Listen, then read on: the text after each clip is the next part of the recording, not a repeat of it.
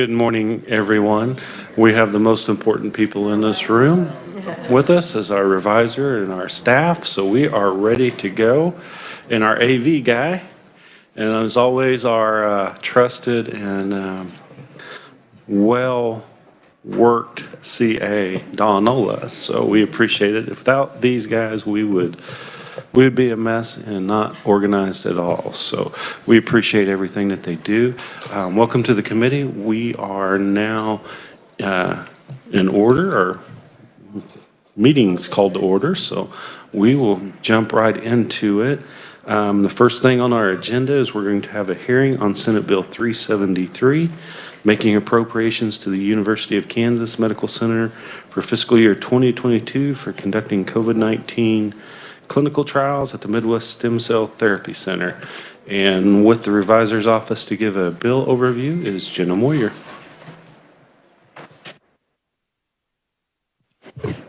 Thank you, Mr. Chair. Good morning, members of the committee. Senate Bill 373 would make an appropriation, which is not something that we typically do in this bill, but that appropriation would be for $500,000 for the fiscal year ending June 30th, 2022, in the amount of $500,000 for the purposes of conducting COVID-19 trials developed at the Midwest Stem Cell Therapy Center, and that if that expenditure is not used by the end of the fiscal year, June 30th, 2022, then that amount would be lapsed, and this would take effect in the Kansas Register. Jenna, thank you for that overview. Committee, do we have questions on the bill? Not seeing any. We will move right into proponent testimony. And proponent, or anybody testifying today on these two bills that we have hearings on, if you could please keep your testimony to under 5 minutes, that would be greatly appreciative. Our first proponent is our very own Senator Mike Thompson. Thank you, Mr. Chair. Thank you, members of the committee. You had my written testimony. I'm probably going to go off script just a little bit on this. I am on the Midwest Stem Cell Therapy Center board, and I stand in strong support of this bill. They do some very important work and have been doing it for quite some time.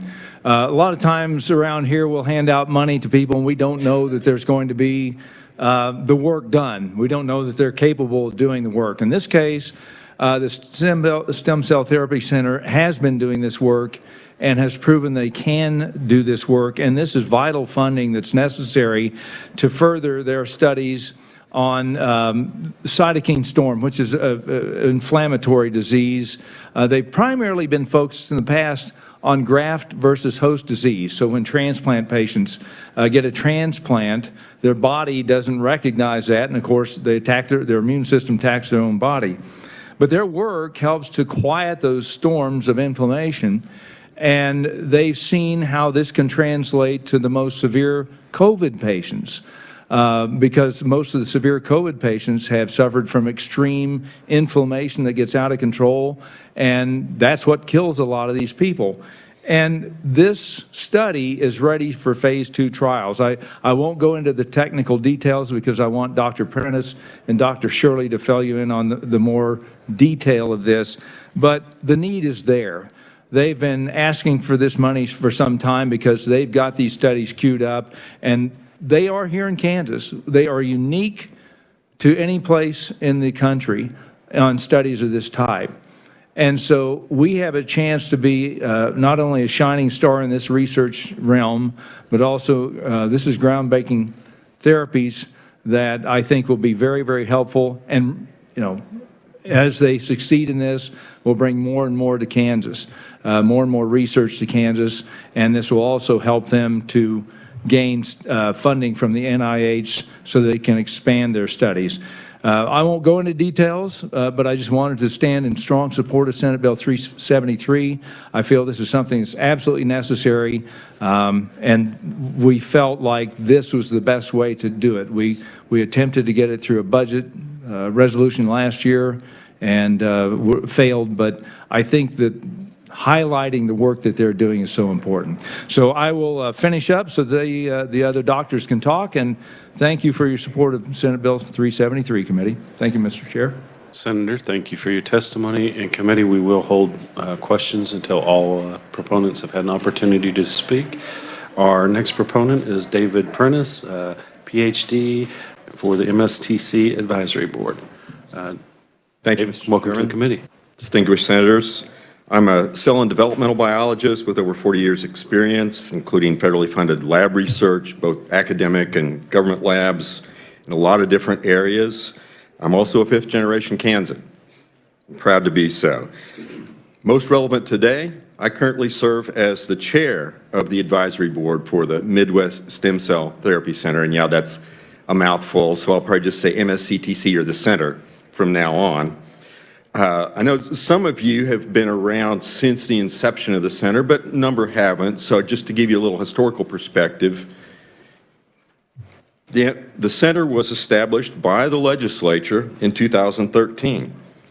But until that time, there had not been any sort of comprehensive center to focus on adult stem cell therapies, bringing these things to patients in Kansas or even in the surrounding region, even though there had been scientific evidence of the efficacy of adult stem cells to treat patients for lots of different conditions for over a decade before that time.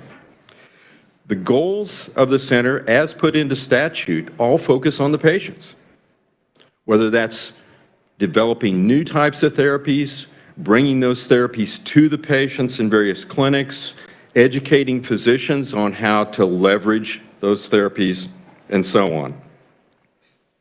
The legislature provides an annual budget of roughly $730,000, $750,000, somewhere in that span, which primarily goes to staffing, maintenance, and some seed money to start various preclinical studies.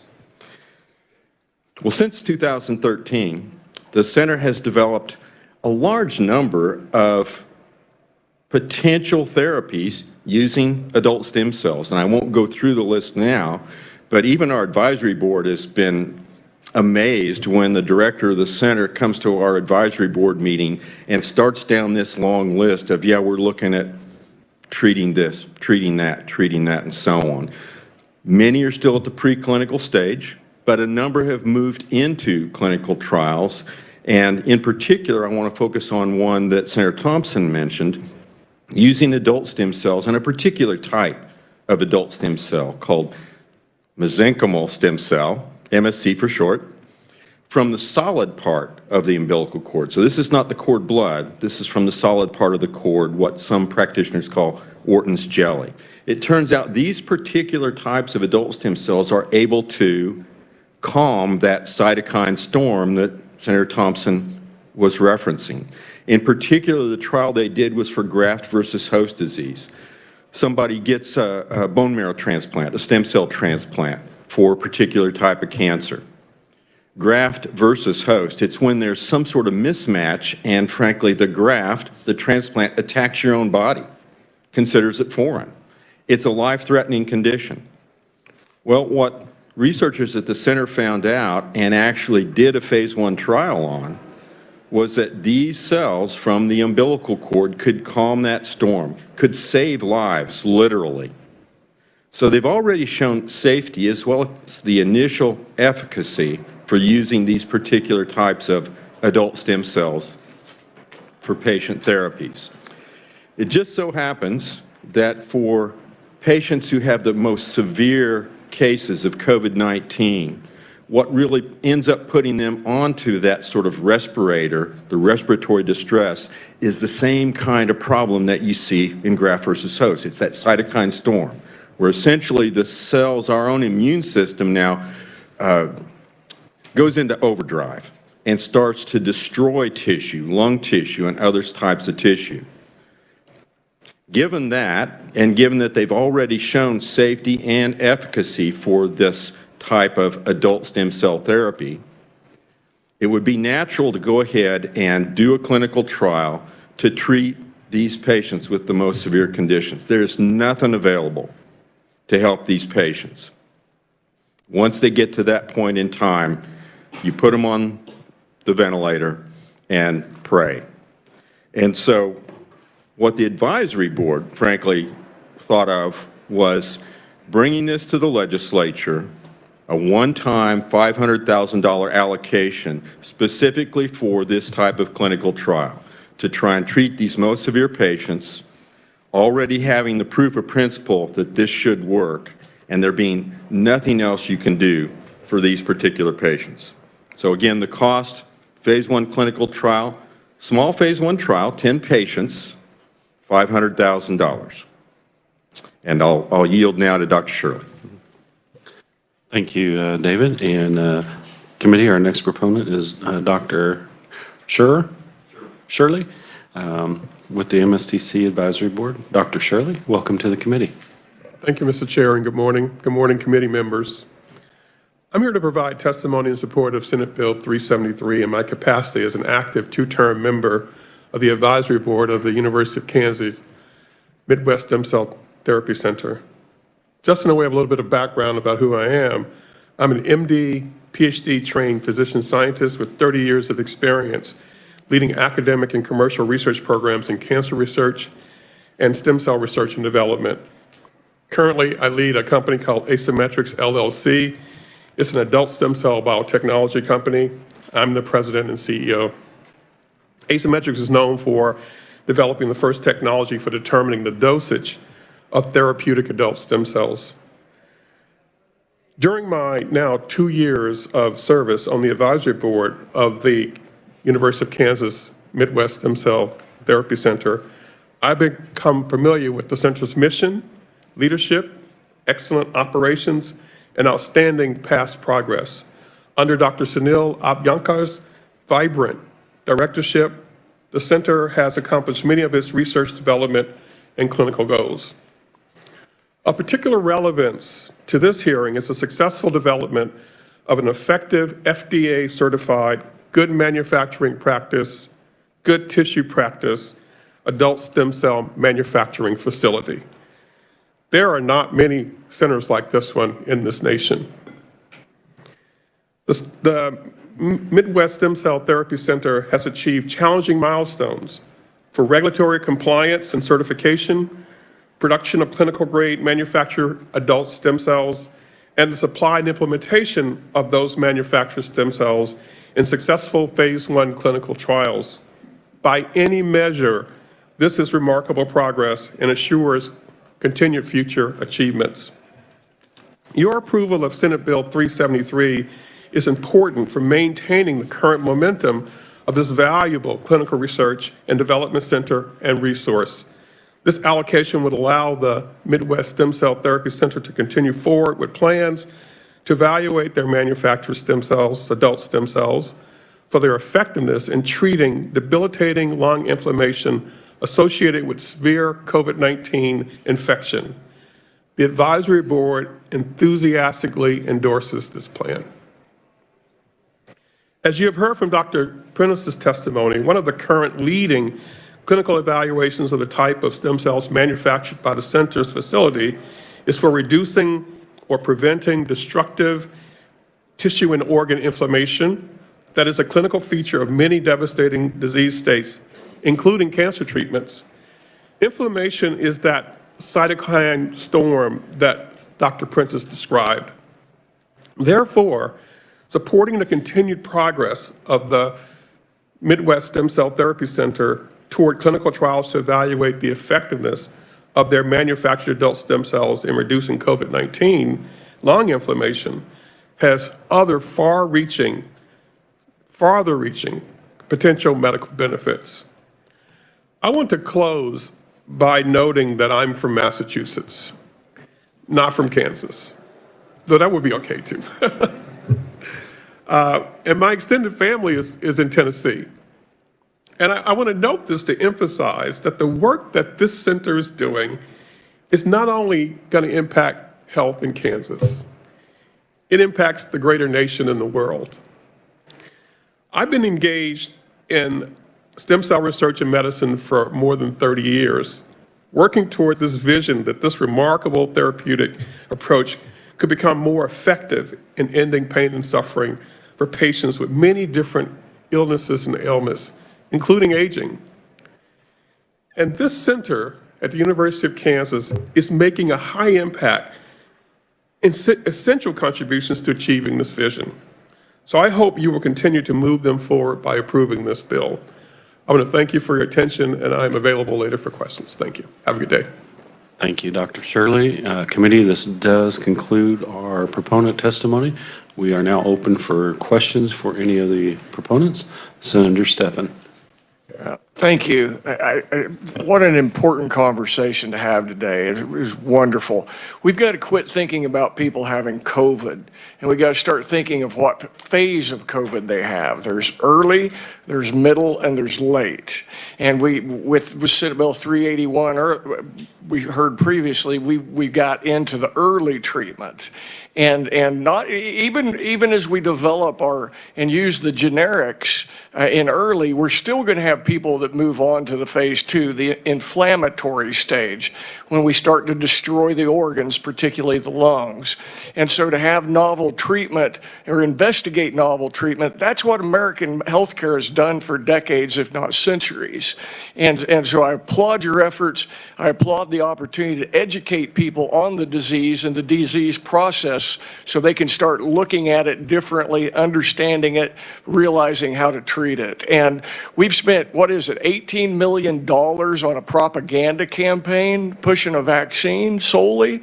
This is where you spend real money to make real progress. And if that provoked any statements you'd like to make, please do. Thank you. Senator O'Shea. Thank you, Mr. Chair.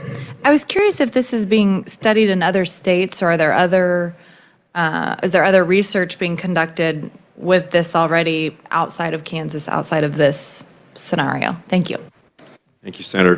There are a few other places around the world. If I could, whenever you answer a question, I apologize. If you would restate your name and who you represent before you answer the question. Thank you. Dr. David Prentice with the Stem Cell Center Advisory Board. Thank you, Mr. Chairman. Senator O'Shea, yes, there are some other places around the world that are investigating this. Frankly, there were 2 papers published just this past fall, very early reports that looked like there might be, again, the potential, just as we've seen here at the Kansas Center. Both of those reports were from China. There's frankly no place else in the U.S. that is even directly addressing this particular issue and trying to develop the therapies. Kansas, again, a lot of people I know kind of say, this little tiny state here in the center of the country, fly over land. Kansas is at the leading edge in terms of this and a number of other potential adult stem cell therapies. I really see this as a great investment for Kansas to make. You've already seen a good return on that investment in terms of a number of the things that have come out of the center so far. This looks like another great opportunity, and again, to help patients for which at this time there's no particular therapy that can affect them. Thank you, Mr. Chair. And this is maybe a question for you about process. Can you tell me a little bit more why, because this appears to be a request for state general fund dollars. So is there a reason it's in the bill form versus going to Ways and Means, or can you help a new senator understand that? Thank you. All appropriations are in bill form. Everything we do is in bill form. And why it is here, the Senate President, that's where he referred it to. So, Senator Petty. Thank you, Mr. Chairman. We have a little mic issue going on here. This is a question for Dr. Shirley. Dr. Shirley, I appreciate you being here today, and I know you are on the advisory board, but tell me the role of the advisory board. James Shirley, University of Kansas Midwest Stem Cell Therapy Center. The short answer is to give advice about process, about operations, about interactions outside of that center. Sometimes we do things as detail. In my case, my expertise is in expanding adult stem cells. So I hear from them the work they're doing and who they're working with. I make recommendations for how to proceed with that. And we give them feedback. So we review what they're doing. So it allows us to get really intimate with what's happening, but there's also a broader perspective that we bring. Just to give you an example, Senator, I'm a member of a group called the Advanced Regenerative Manufacturing Institute. It's a nationwide organization that's working toward this problem of producing therapeutic stem cells. And so there's a big consortium there. As an advisory board member, I can interact that group with the Stem Cell Center. So it's a lot of different roles that we play. And I'll just say, as a scientist and as a physician, it's just been a real thrill to see the excellence in this center and the vision that it has. I hope that was an answer to your question. That's helpful. But as an advisory board, you mentioned they bring stuff to you, being The center director, the scientist. okay. And so for any kind of a stem cell research to occur, there is a process it has to go through. Would that be correct? Yes. So we did receive as neutral testimony that this proposal that you're talking about, that's in Senate Bill 373, has not received U.S. Food and Drug Administration approval. So that itself takes time as well, doesn't it? So this is a part of the process to get there. So there's this first study that's been done with these cells, and now what they're asking to do is to be able to do that first phase 1 study that moves you on to the FDA process, and if the trial shows efficacy, moves you onward toward approval. But so the advisory board is a part of that as well, advising that process. But those are fairly standard procedures that one follows to be able to get to that point. But that process takes time as well. Yes. And Yeah, that- research has takes that- time. Has that begun? Because according to the director of the Midwest Stem Cell Therapy Center, that process hasn't begun. So there has been foundation laid because the center has developed processes for producing the therapeutic cells. It is a major step. But the next step requires money. And so that next step is to move on to developing and getting interactions with the FDA to do those next phase 1 clinical trials. And are there patients in line right now for a trial study? So not for this specific trial, but I've asked this as an advisory board member. That's an important question. Is there going to be anyone to go into this trial? And there are hundreds of patients who need this. And so from that group, there will be the usual kind of accrual process to get informed and sent, informed patients, physicians, and doctors. All of that process is what this bill will support. But that process takes time. I mean, my daughter works in stem cell, I mean, not in stem cell, but a trial study. So I know that process takes time to be able to locate and also process those patients. Yeah, and one of the things that the advisory board does is to help with trying to accelerate that process. But yeah, this is research, it will take time, yeah. Okay, Senator Erickson. Thank you, Mr. Chair. I appreciate you all being here. I find this extremely exciting as someone who's lost one parent to liver failure and one to stroke. I find it very encouraging that maybe going forward we'll find some relief for those issues. My question is for either one who would like to address it. I noticed you mentioned several times non-embryonic stem cells are being used in this process. Can you speak to the assurance that it will continue to be non-embryonic stem cells? Thank you, Mr. Chair. Dr. David Prentice with the Stem Cell Advisory Board. Mr. Chairman, Senator Erickson, as part of statute for the Midwest Stem Cell Therapy Center, they are precluded from using embryonic stem cells or fetal tissue. So that was in place from the start, from the inception of the center. This is totally directed towards these adult-type stem cells that they're producing from the solid part of the umbilical cord and have already shown the proof of principle with graft versus host. Thank you so much for that clarification. Thank you, Mr. Chair. Committee, I do not see any further. Senator Gossage. Thank you, Mr. Chair. And Mr. Prentice, if you could come up, Dr. Prentice. Thank you. I read the same testimony that Senator Petty had mentioned. And I'm wondering, have the two parties come together to talk about how these funds could be used? I realize that the neutral testimony has not come up yet. I guess it's written only. But it does seem to conflict. Could you address that? Have you seen that testimony? I have not, Senator.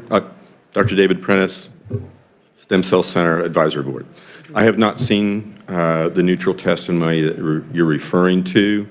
As Dr. Shirley already noted, there is a process. It's already involved. Part of that has been a shortcut because of the previous study with graft versus host. And so the advisory board's understanding is that the center had already gotten FDA approval, of course, for the graft versus host trial. They're working now on the phase 2 aspects of that.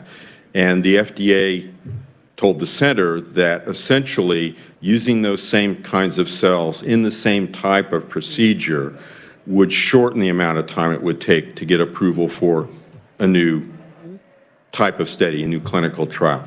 That will still take time. They still have to be able to have the money before then they can come to the FDA and say, hey, we're ready to do this, and here's the protocol.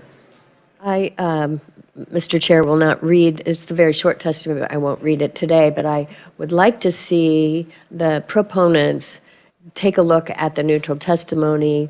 Senator Thompson would have a copy of that, and then come back to us about, or let us know how you feel about that. And they're saying they can't spend the funds, et cetera. They won't be able to spend it in time. They must have FDA before they start the trials, et cetera. That being said, I do want to say how excited I am about this adult stem cell research. And I happened to be at a conference over this past year, very exciting videos of what it's doing for children. Mm-hmm. And children who had severe cases, and that stem cell research was the answer, and seeing them start to behave like normal children with no hope is absolutely incredible. So thank you for everything that you all are doing, and thank you, Mr. Chair. Committee, we are running short on time on this hearing. We do have another hearing after that, so we have 2 more questions. If you could please make it brief. Senator Thompson and Senator Holscher. Thank you, Mr. Chair. Actually, I just wanted to clarify, I was looking at the neutral testimony, and these people work, the director of the Stem Cell Center, Dr. Abianker and Dr. Samari, and they're concerned the only reason they're neutral is about the date, and we may have to amend the date so that they can spend the money. When we originally drafted this bill, the thought was that we needed to get the money to them as fast as possible by the end of this fiscal year. So we may have to work with them on an amendment to make sure that money extends into the next fiscal year so that they don't have this immediate deadline so they can go forward with that. So that's really the only reason they were neutral. Thank you, Mr. Chair. Senator Holscher. Yeah, actually, my question was along those lines. Thank you, Mr. Chair, because the bill does say June 30th, 2022, and that does seem kind of prohibitive in terms of doing a clinical trial. Thank you. All right. Thank you. And this does conclude our proponent testimony. And as you've already heard, there is neutral written only by Dr. Samari and Sunil Akmar with the MSTC. And committee, you also have in your front of you, you should have the Midwest Stem Cell Therapy Center 2022 annual report. We have no opponents listed, making sure we did not leave anybody out. Was there somebody that was supposed to be an opponent? Okay. Not seeing any. We are closing the hearing on Senate Bill 373, and we are now opening the hearing on Senate Bill 441. And to give a bill overview with the Revisor's Office, Jenna Moyer.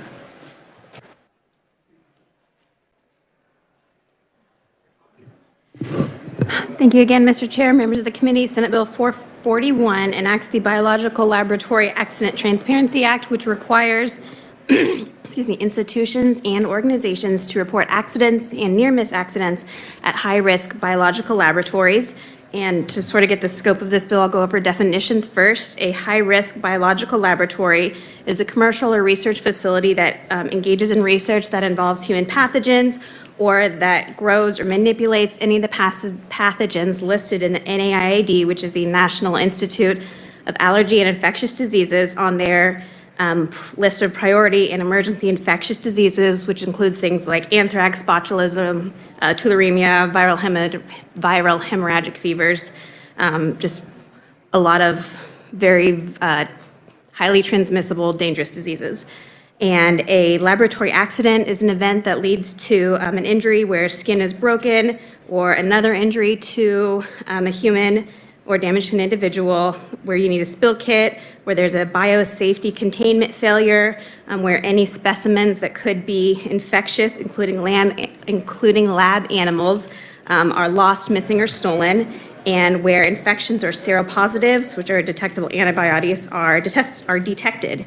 And Section 3 goes into the reporting requirements. So if a lab accident or a near-miss accident occurs in any of those labs, then that institution is required to report that in a summary format. And the report of that accident would include a list, or the date of the accident, the date of the report, the lab or site where it was detected, a description of the accident, a listing of any of the pathogens involved, and the number of individuals affected, a summary of suspected or known secondary exposures, and the type and size of the lab, and approximate number of person-hours spent in the lab each year.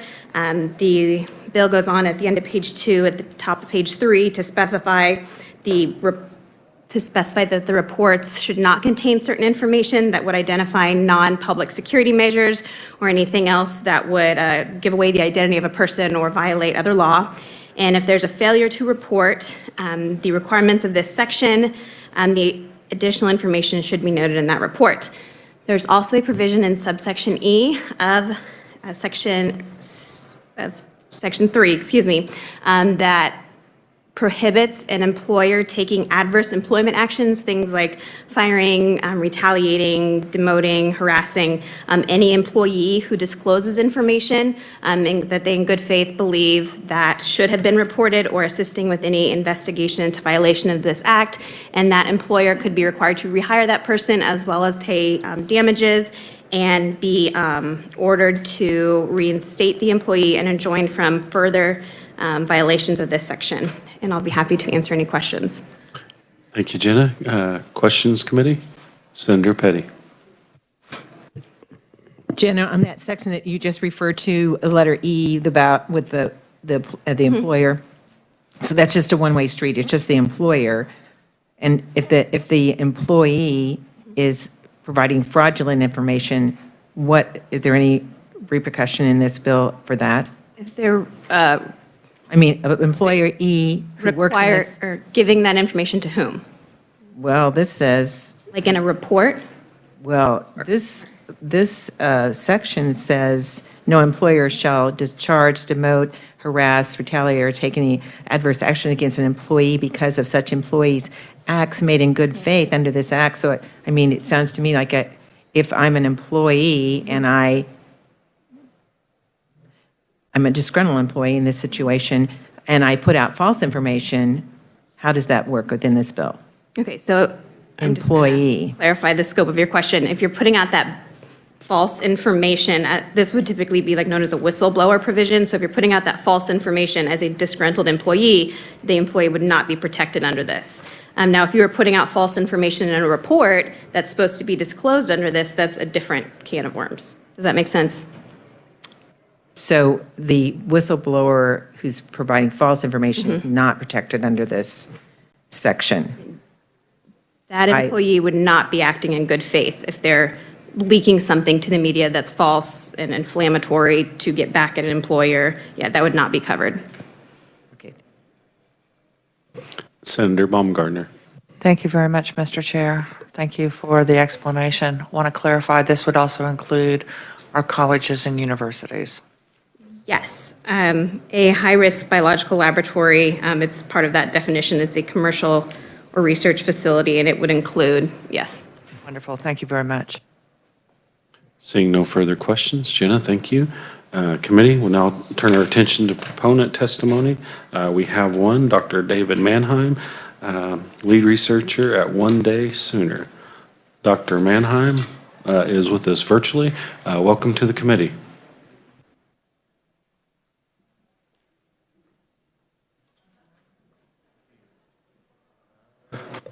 Dr. Mannheim, are you with us? Apologies.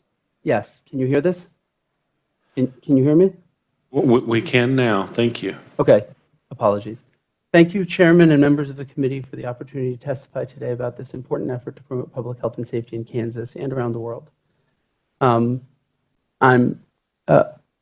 the prevention of the spread of now suppressed novel diseases like SARS, MERS, and Zika has shown, laboratories investigating infectious diseases, as well as clinical laboratories, clinical research and testing are critical. The rapid creation of the COVID-19 vaccines by Donald Trump's Operation Warp Speed shows that this sort of biological research is critical for response as well. At the same time, in the United States, there were over 50 human-caused high-risk pathogen laboratory exposures and infections, which my published research has documented occurring between 1975 and 2016. And even worse accidents are obviously possible. The still unclear possibility that COVID-19 initially escaped from a laboratory overseas shows that certain types of laboratory work comes with potentially devastating risks. With the approaching opening of the National Bio and Agro Defense Facility in Manhattan, this bill could not be more timely. The work they have been doing on promoting laboratory safety and high reliability organization approaches will put them in Kansas among the best in the world at laboratory safety. The facility will also allow the United States to ensure such work is done domestically, instead of at overseas laboratories which currently do this type of biological research in Australia, Germany, or China. The CDC's Biosafety in Microbiological and Biomedical Laboratories, 6th edition, notes that publication of the occurrence of laboratory-acquired infections provides an invaluable resource for the microbiological and biomedical community. But few laboratories routinely and publicly report on these events. In the United States, the only such facility that does so is the Galveston National Laboratory in Texas, which has exactly the sort of reporting this bill suggests on their public website. Instead, for most labs, there are long delayed and non-public reports sent to the CDC or Congress. Of course, reporting is just one of a number of necessary ingredients in improving laboratory safety, but for the types of high security laboratories that this bill applies to, it is of great value to biosafety work in understanding and continuing to improve biosafety at that and other facilities. The labs included in this bill, which include BSL 3 and 4 labs like those at NBAF, but also lower biosecurity BSL 2 labs that deal with pathogens that are still very concerning, like anthrax. And for other laboratories, the bill allows similar reporting in case universities or other laboratories want to go above and beyond what's necessary. And by allowing for flexibility on the part of laboratories to use the type of internal reporting that biosafety officers are told are necessary across all laboratories dealing with human pathogens, this legislation balances the need for transparency with minimizing the burden on laboratories doing this important work. I'm confident that laboratories in the United States are already among the safest in the world for doing research, but by pushing for greater transparency with this bill, this can be made clearer to the public and to the world, and Kansas can set an example for the country and for the rest of the world. Thank you for your time. Dr. Mannheim, we appreciate it. You are the only proponent, and people would be disappointed with me if I did not make this reference to Mannheim Steamroller, so I made it so everybody can be at ease now. So, committee, do we have any questions for Dr. Mannheim? Senator Petty. Thank you, Mr. Chairman. And Dr. Mannheim, thank you for testifying, but could you please identify where you are? And I don't know anything about One Day Sooner. Yeah, so I'm currently a guest researcher at the Technion in Israel.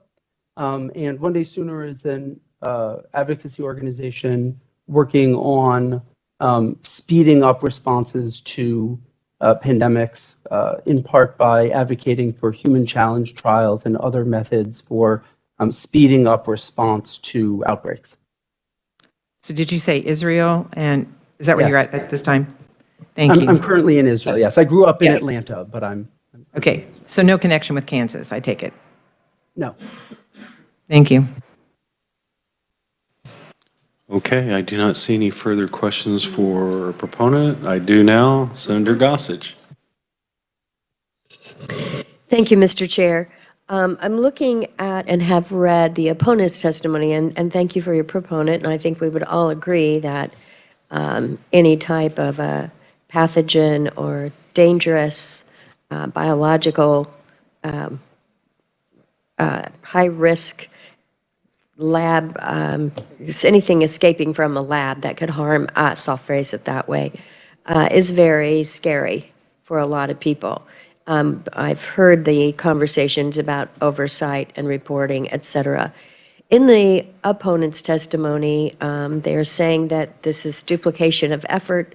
There have been multiple complementary, using their words, sometimes overlapping efforts that they must report to the Federal Select Agent Program and other state regulators, including Department of Agriculture. What can you say to that for us? Thank you for the question. Yeah, there are other reporting requirements. I think that in most cases, the overlapping requirements where they exist simply require that they make the reports that they already are required to make public. But most of the reporting that occurs is long delayed, well after the point where anything can be done about a lab accident. They're also very much non-public, so that Freedom of Information Act requests have been filed, and it takes, as I'm sure people are aware, months or years to get access to what it is that happened. And many or most labs aren't covered under the Federal Select Agent Program. So labs doing research into, as I mentioned before, anthrax aren't necessarily covered. So somebody could spill anthrax in a way that happened in Russia and led to a large event in the 1970s, and nobody would need to be notified, which frankly is horrifying. So I think that, yes, there is a place where this duplicates other requirements, but I also think that in places where it does, it's minimal extra work, and there are a lot of things that aren't otherwise covered. And one follow-up, if I may, Mr. Chair, is that they seem to indicate that there's not clear guidance on which laboratories would be required to report, where the report should be made, how often. Is the report anonymous? It mentioned it should be placed on a website within a few days of the accident. I'm all for that, but can you clarify as to which website? Mm-hmm. Yeah, so I think the model of GNL in Texas, I think, is an appropriate one, where universities can put this on their website, or, as the bill says, if they don't have a website already, they can provide the list on request. But the goal is that organizations that already have their own websites, labs, university labs certainly, have their own sites where they present all of their research. It's appropriate for them to be also linking to their safety records.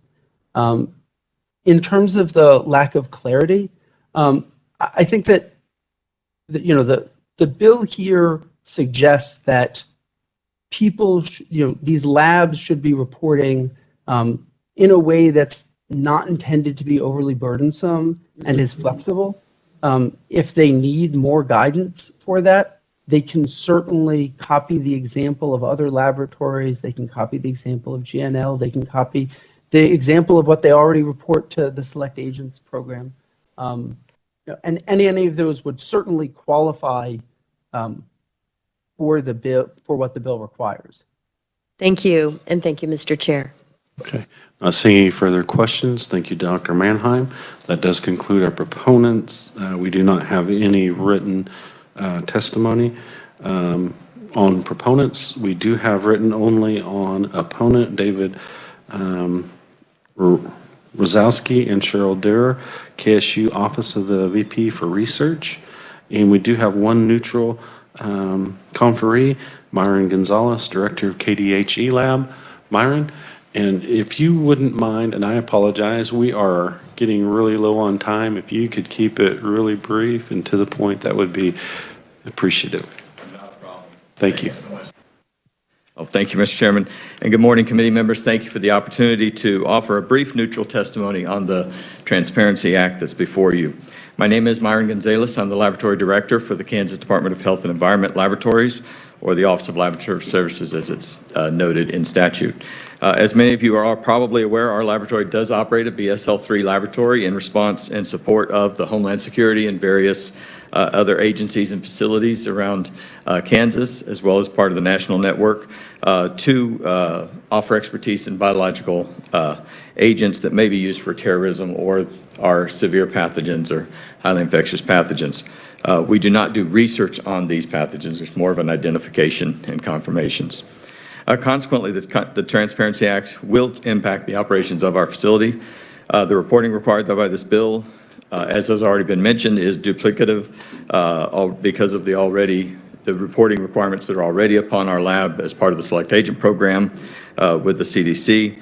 The bill also requires facilities such as ours to establish a website, or I guess, as I just heard, perhaps a list for public indexing. The cost of a website of the nature that was described has been provided to you in our financial fiscal note.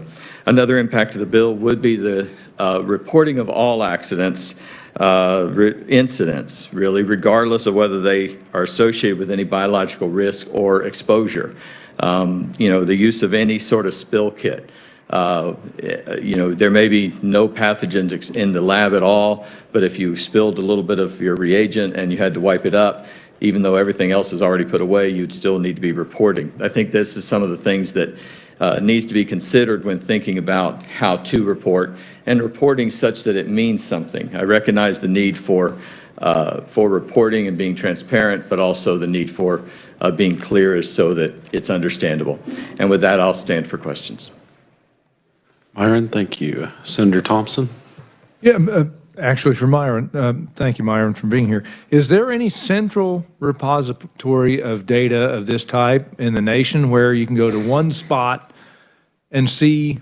I mean, I'm thinking back about what's happened in the last 2 years and the lack of transparency from the NIH and the NIAID about what happened to the Wuhan lab and all this stuff, and we're just now learning or confirming what we suspected a long time.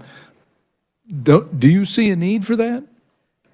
I don't know that even this bill, my understanding, would not be a central repository. I'm not sure if there is a central repository other than the Select Agent Program, which is a federal program that all BSL-3 or all Select Agent labs in the United States, both agricultural and research, have to report to, is the only one I'm aware of. And given the fact that there's one of these laboratories in Kansas, don't you, I guess what I'm trying to get at here is it seems to me that transparency is a good thing, and you can learn from particularly hazardous spills, maybe not the frivolous or the small scale stuff, but the bigger stuff, to protect the public's health and safety. Any comments on that? I would, as has been noted, we're pretty much neutral on the bill, but certainly there is a benefit from a scientific standpoint as a scientist to always learn from what we've done in the past. Our goal is always to do that, so yes, sir. Thank you. Thank you, Mr. Chair. Senator Erickson. Thank you, Mr. Chair. Just a real quick question, and I read this testimony previously, so I don't know if it's refers specifically to yours or not, but it mentioned, I know we talk a lot about the safety as far as leaks or accidents, but it mentioned in there that theft is something that's reported. Is theft in these labs a common occurrence or a problem? I don't know that, this is Myron Gonzalez with KDHE. I'm not sure that it is a common problem. I know that it is something that we train our staff on every single year. We're required to train on potential insider threats, potential threats from the outside, potential ways of losing things. We have to do certain indexing on a regular basis. These are all things that are required as part of our federal program to protect. Theft would be a way for something to escape, so it has to be listed, but I'm not aware of, at least in our laboratories, we're pretty strict and have, multiple barriers that would prevent anything like that. Thank you. Thank you, Mr. Chair. Yes. Okay, committee, I do not see any further questions for the neutral conferee. This will conclude the hearing on Senate Bill 441. We have a couple of minutes. We did hear Senate Bill 425 the other day. There is an amendment. If you remember, this was the Ed Clump and DCF with law enforcement, DCF communicating. Jenna, can you just give a quick, brief update on what the bill is, please? Yes, thank you, Mr. Chair. Senate Bill 425, if we're taking that up for final action, relates to information sharing between DCF and law enforcement. And it would add just certain investigative records to be shared between those agencies. And we are going to try to do final action in 2 minutes, if that's okay. We do have an amendment. If you recall, Ed Clump and DCF had talked about this amendment. There was a bill in the House that was similar that this amendment was put on. So we will hand that out real quick.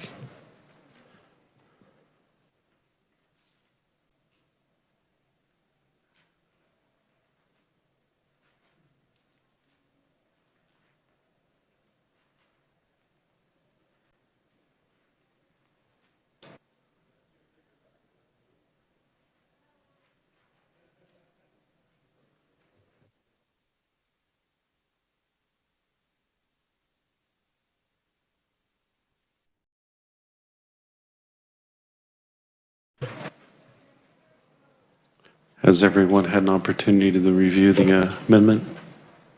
Okay. I will make a motion that we adopt this amendment. Second by Senator Thompson. Any discussion on this motion? Not seeing any. All those in favor say aye. Aye. Those opposed, same sign. Or not same sign, no. So ayes have it. That motion amendment is adopted. Committee, what's your pleasure of the bill? Senator Baumgartner. Thank you, Mr. Chair. I move we pass that Senate Bill 425 as amended favorably for passage. I have a motion on the floor by Senator Baumgartner, a second by Senator Thompson to pass out Senate Bill number 425 as amended favorably for passage. Any discussion on this motion? Seeing none, all those in favor say aye. Aye. Those opposed, no. The ayes have it. This bill is going to the floor. Thank you, everybody. We are adjourned. Oops, just a second. Well, before we adjourn, we have a Very quickly. Senator Baumgartner. Thank you, Mr. Chair. I know that the request had been made last week when we passed out the bill that had to do with making sure there was no discrimination against individuals that were blind from adopting or maintaining custody of their children. And we talked, and I committed to working with our revisor to include those that had other disabilities. In working with the revisor, it would be a massive amendment that would impact every section of the bill. So it is my hope that we pass it out of the Senate, and that when it gets to the House, that would be the appropriate time for the individual that had requested that amendment, that work with that, and then we can come together, hopefully in conference committee, to get that taken care of. But just felt that the committee needed that update. Senator Baumgartner, thank you for that update. Committee, anything else before we adjourn? Okay, we are adjourned. Thank you.